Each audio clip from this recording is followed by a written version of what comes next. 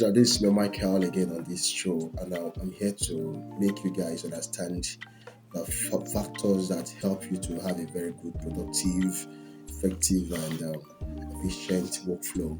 Now, I made a post on my page yesterday on Instagram about some issues about some people that would, when they get to that timeline for a project to be done, that from their client or from their leader, how they some will start immediately, and some will have to delay. Some will delay themselves till like when they are already eating into the deadline. And I got some response yesterday about the posts that some people are actually the early starters, while some other are late starters. And I want you can bet me that there are differences between the two, because one has more time and will have more workflow, easy workflow than the other one. Now the other one that I eat that is starting late is, I call them people that are entering the rush hour. That is a panic hour, when they have to they already, the time is already ticking, and they know that they are aware that this work has to be submitted as soon as possible. So what happens is that it get them into panic mode. They start rushing up and down to ensure they fix this work up.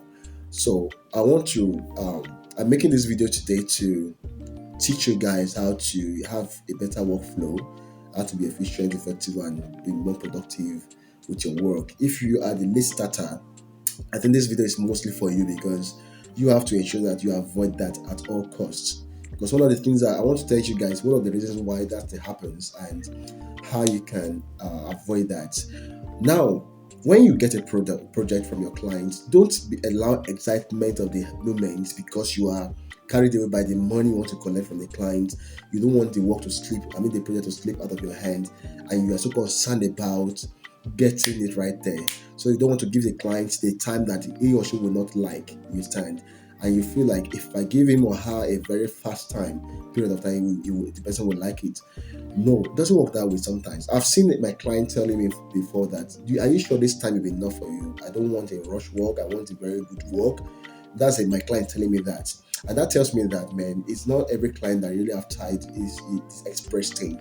So one of the things I feel that you can avoid is that don't give your client an unrealistic deadline. Now, if the work normally is supposed to take you like 2 days, for instance, or let me say it's going to take you like 12 hours to execute, instead of saying 2 days to the client, tell the client that it's going to take you like 3 days. And I have my reason for saying that. Now, one of the reasons is this. What if after the client has left you, maybe after he has given you the work and you have to work with you, someone else come who has more urgent work than that client's work, and that one will take you maybe like just one single day to execute, and that one even has more pay than the previous one. What do you do? That's like unplanned thing that just show up. You stand. You didn't plan it before. It just came up like that. So what I'm trying to say is that you use that 3 days. You tell your client to buy extra time. You stand. So you know that, okay, this work is going to take me 2 days. Then let me have extra time that I buy from this client. So that time will afford you of you attending to something else that you want to attend to whatsoever. And it helps you to really have more relaxed period to work, because design, as you know, deals with creativity, and creativity deals with calmness, thinking, and every other thing that goes with it. So you can't get into the rush hour and say you want to be productive in your work. It's not possible. You have to be more relaxed. You have to really put every dot in place, be more relaxed, and don't be in that panic mode for you to think great ideas. Get me? So give your client more time. And sometimes, apart from maybe someone giving you another extra work, what if what you plan to do that day, something else come up, maybe a family issue or whatever thing come up, the issue of life just come up, and you can't help it. What happens to you then? You already have an allowance kind of time to buy that you already bought for yourself, your client. So it gives you a relaxed mind. Okay, I told him or I told her 3 days, so I can still do it tomorrow because of this that just showed up. You get my point? So it will help you to really avoid that panic mode, because the fact is that you giving your client the fastest time doesn't mean that they will still give you the job in the first place. Get my point now? Another point I want to tell you guys is that the plan for your work. Set a good structured plan for your work. So don't get to your computer without planning for your concept, for your ideas. If you go to your computer without having a concrete plan for your concept and ideas, what happens to you is that it wastes your time. Because when you go to your system without having proper plan for what you are going to do, what happens to you is that you're going to keep on wasting your time there. You just be guess gaming. You understand? I call it guess game. Just be guess gaming now. This one should be okay. This element should work. This time should work. No, learn to marry your pen and your pad. Learn to marry your sketch pad and your pen or paper or pencil. What that does for you is that, see, you execute everything completely on your paper before you go there. What happens is that you might spend 10 minutes or 15 minutes to do that on your paper, to ideate and map everything you're going to do on your paper. And what happens is that when you have the whole picture of that thing in your paper, you just go to your system and transfer everything there. It makes the work easier for you. But when you go to your system without doing this first, what happens is that it takes your time. I've been there, you understand, and I'm telling you from experience, it takes your time more.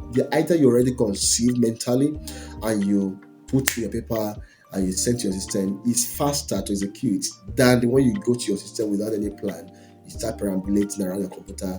Before you know, it takes more time to finish your project. And the next one I have is make hay while the sun shines. Because you've given your clients like of 3 days now, doesn't mean that you go ahead and sleep, relax, and be playing game around and think that I still have time. Don't forget that time doesn't wait for anybody. It flies like a bird this time. So I want to advise you guys is that, see, when you get in work, quickly execute it. It's better you put pleasure behind your work. Don't put pleasure first. Pleasure of gaming, pleasure of playing around, gisting around. Don't put it before your work. Allow it to be at the end after you finish your work, and go ahead and do whatever you want to do. You understand? Always prioritize your work first. Because when you have that done, what happens to you is that you are more relaxed, and you can even have time to even scrutinize your work by yourself, to screen the work by yourself, to criticize the work, and still adjust when you have enough time. So make hay while the sun shines. Don't laze around when you have work to do, and then eventually you now start running around when you supposed to submit your work already. You understand? Another thing is that learn to fight procrastination. Procrastination is a very critical issue that affects many people, not only designers, but many people. Procrastination is just a way of you enjoying relaxing, enjoying pleasurable things that are not productive than doing something productive. That's procrastination. It's just that part of human nature that is showing off, that wants you to enjoy the pleasure that comes with just relaxing, just being in a comfort mode. That's what procrastination is. So you're not telling me that there's time, of which there's no time. So learn to prioritize your work before any other thing comes into it. It will really help you. And the last one I have is that avoid the rush hour, because the rush hour erodes your creativity. See, do everything possible to avoid the rush hour. It's very, very important. Do the right thing at the right time without you delaying them to the later time, because I've been in this whole thing I'm talking about today from experience. So I want you guys to be more productive, more efficient, and more creative. That's why I'm bringing this to you. And don't forget that my show is coming tomorrow on pricing workshop. And what I'm bringing this is totally free. It's a free session, and it's going to be interactive. It's going to be on Zoom, because I have some things I want to show you practically. It's a visual class. So it's about what is really battling designers in our industry today, is about pricing, because the fact is that pricing gives a perception to the value your service carried or your product carried.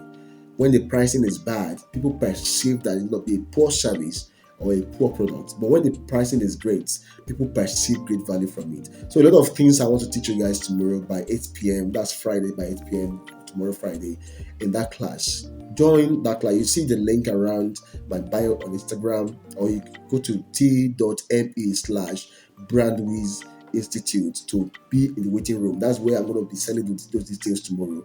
That's t.me/brandwiz Institute. You can just join. You can go to my bio on Instagram page, or the link. I'm going to paste the link in the description part of this video or YouTube, and you're going to see the details there. Just join the waiting room there.